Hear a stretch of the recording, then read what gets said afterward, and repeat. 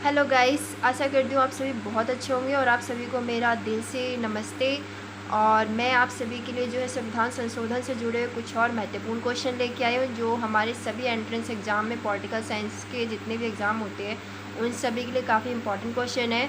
किस बात ने भारतीय संसद को 24वां संवैधानिक संशोधन लागू करने के लिए प्रेरित किया था?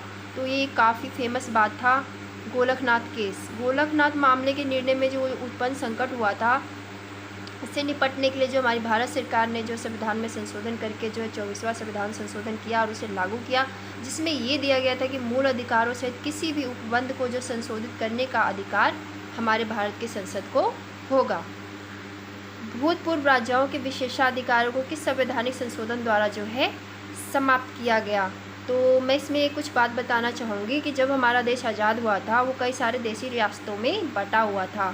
तो हमारे भारत को जो एकीकरण करने के लिए जो है आसान तरीका था कि हमारे भारत के जो उस टाइम पे प्रधानमंत्री थे पंडित जवाहरलाल नेहरू जी, उन्होंने जो भूतपूर्व राजाओं को जो है कुछ संवैधानिक जो है सुविधाएँ दी थी, जिसमें प्रिंसिपल पर्स जो है उनको दिया गया था इस सुविधाओं में। और हमारे जो देसी जितने भी रियासतों के रजवाड़े थे इन सुविधाओं का जो है लाभ उठा रहे थे और इसी लाभ के तहत जो है वो भारत में विलय और जो है अपने राज्य को करने के लिए जो है सहमत हुए थे।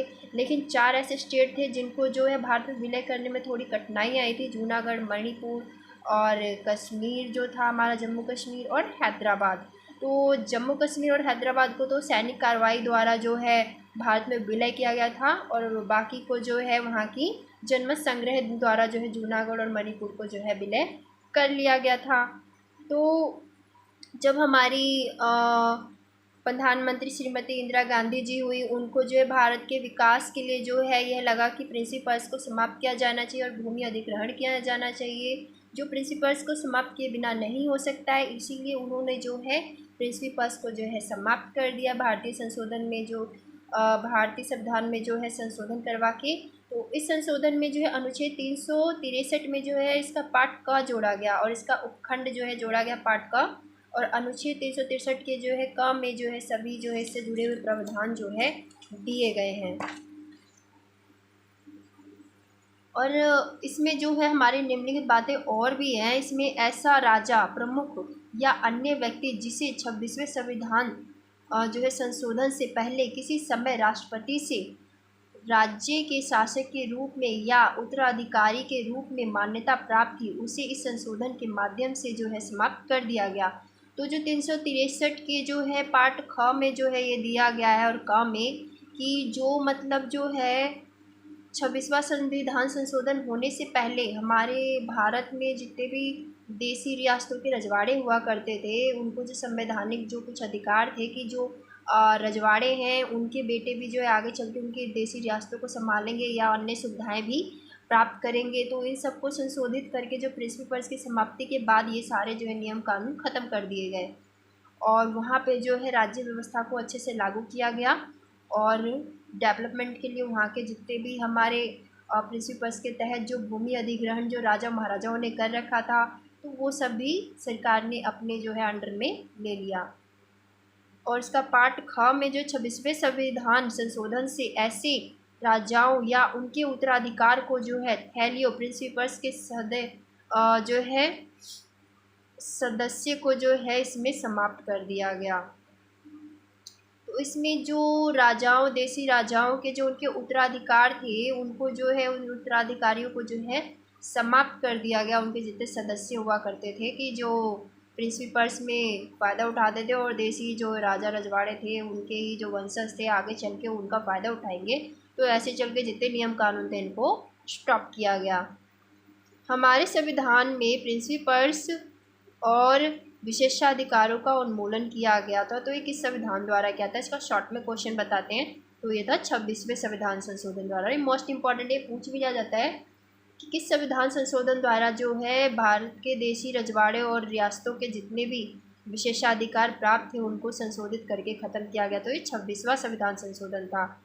भारतीय संविधान की प्रस्तावना में 42वें संविधान संशोधन द्वारा कौन से शब्द जोड़े गए? समाजवादी, धर्मनिरपेक्ष तथा राष्ट्र की अखंडता। ये 3 महत्वपूर्ण जो है शब्द जोड़े गए थे। और इसमें नोट करने वाली बात है कि 42वें संविधान संशोधन जो है संविधान की प्रस्तावना में 3 नए शब्द जो है धर्मनिरपेक्ष, समाजवादी तथा राष्ट्र की अखंडता को जो है जोड़ा गया। ये धारणाएं संविधान में पहले से ही निहित थी और प्रस्तुत संविधान संशोधन द्वारा उन्हें जो है स्पष्ट कर दिया गया। तो इसमें नोट करने वाली बात ये है कि जो ये जोड़ा गया शब्द है कोई नया शब्द नहीं था, ये हमारे भारतीय संविधान में पहले से ही था, बट इसको जो है एक अच्छे से जो है इसको डेवलप जो है किया गया था।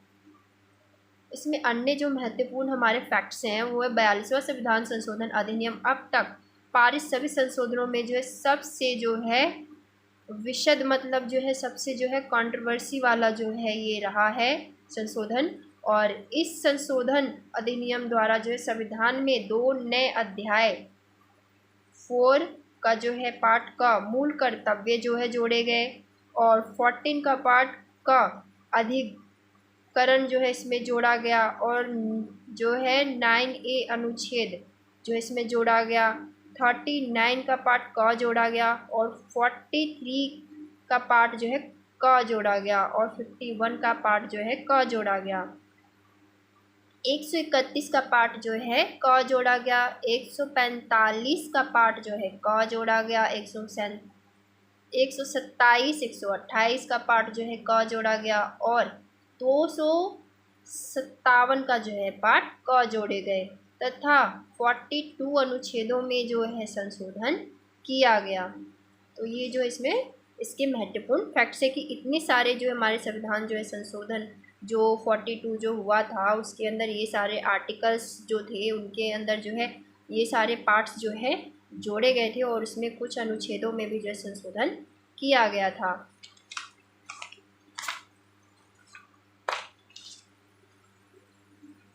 और ये हमारा 5th क्वेश्चन है कि संविधान संशोधन द्वारा भारतीय संविधान की भूमिका में समाजवादी एवं धर्मनिरपेक्ष शब्द जो है जोड़े गए। तो ये था 42वां संविधान संशोधन था। किस संविधान संशोधन द्वारा भारत में मौलिक अधिकारों का जो है समावेश किया गया था? तो ये जो था 40 था। इसमें हमारा जो संविधान जो संशोधन किया गया था 40 था। 40 जिसके अंदर जो है मौलिक अधिकारों का जो समावेश किया गया था। किस संविधान संशोधन द्वारा संविधान में नागरिकों के मौलिक कर्तव्य जो है जोड़े गए थे? तो हमारा 42वां संविधान संशोधन था जिसमें जो है नागरिकों के मौलिक कर्तव्य जो है जोड़े गए थे। इसमें नोट डाउन करने वाली बात यह है संविधान में मूल कर्तव्यों संबंधी प्रावधान भाग जो है 4 के अनुच्छेद 51 के पार्ट क में जो है दिया गया है। इन्हें 42वें संविधान संशोधन अधिनियम 1976 द्वारा संविधान में जो समाविष्ट किया गया।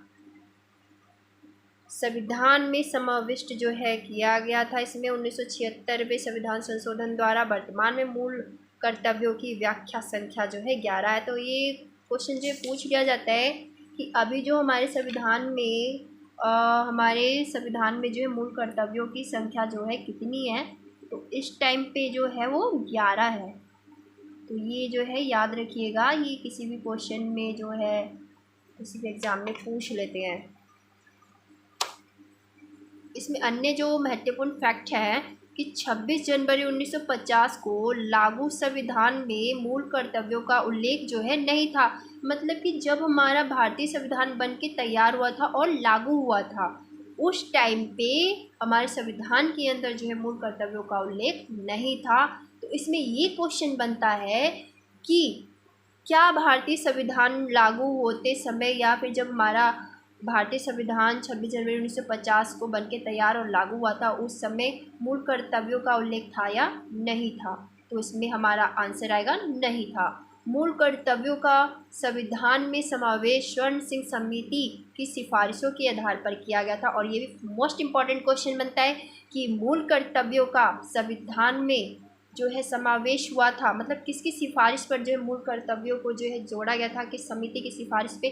तो ये थी स्वर्ण सिंह समिति की सिफारिशों के आधार पर जो है भारत के संविधान में मूल कर्तव्यों को जो है जोड़ा गया था। बहुत ही मोस्ट इम्पॉर्टेंट क्वेश्चन है। मूल कर्तव्यों के पीछे कोई अधिशासित ना है उनका पालन करने या जो है उनका उल्लंघन होने पर दंड देने का संविधान में कोई उपबंध नहीं है। तो इसमें दिया गया कि जो से हमारे मूल कर्तव्य तो संविधान में जोड़ दिए गए हैं कि ये हमको फॉलो करना है, लेकिन इसमें अगर हम फॉलो नहीं करते हैं तो कोई भी इसमें दंड का प्रावधान नहीं किया गया है। तो 42वें जो संविधान संशोधन अधिनियम संसद को यह शक्ति प्रदान करता है कि वह विधि बनाकर मूल कर्तव्यों के उल्लंघन की दशा में दोषी व्यक्तियों के लिए जो है दंड की व्याख्या करे। लेकिन ऐसा भी नहीं है। भारतीय संसद ने जो 42वां संविधान संशोधन किया था उसमें ये प्रबंध किया हुआ है कि यदि संसद चाहेगी तो वो ऐसी व्यवस्था जो है कर सकती है संविधान संशोधन द्वारा कि जो मूल कर्तव्यों का उल्लंघन कर रहे हैं उनको दंडित किया जाए। संविधान जो हमारा संशोधन हुआ था 86 वह तो संशोधन अधिनियम 2002 द्वारा जो है अनुच्छेद 51 के पार्ट क में जो है यह नया खंड जो है अतः स्थापित जो है किया गया। धन्यवाद। आप सभी को मेरा प्रयास पसंद आया हो तो आप सभी से लाइक सब्सक्राइब जरूर कीजिएगा। Thank you.